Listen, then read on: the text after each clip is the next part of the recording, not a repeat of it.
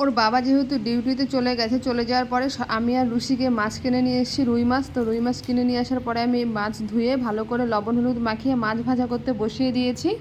বসিয়ে দেওয়ার পরে একদিকে তো আমার মাছ ভাজা হচ্ছে, আরেকদিকে আমি আলুটা কেটে নিচ্ছি। তো রুশির বাবাকে বললাম আজকে আমি পেঁয়াজ রসুন ছাড়াই মাছের ঝোলটা করব। ও বললো ঠিক আছে করো। তার জন্য আমি আলু আর টমেটো কেটে নিয়েছি। আলু আর টমেটো দিয়ে করব মাছের ঝোলটা। এদিকে মাছ ভাজা হয়ে গেছে, হয়ে যাওয়ার পরে আমি তেলের মধ্যে জিরে ফোড়ন দিয়ে আমি আলুটাকে ভেজে নিচ্ছি, ভালো করে লাল লাল করে ভেজে নেব আলু।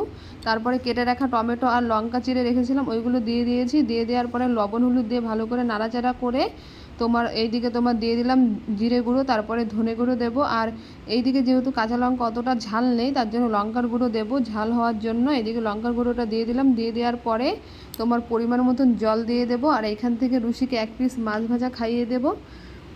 হলো এইদিকে দেখো মাছ ভাজা রেখেছি এইদিকে। আর এইদিকে আলুটা যেহেতু সিদ্ধ হয়ে গেছে, হয়ে যাওয়ার পরে আমি মাছগুলো দিয়ে দিলাম এক এক করে।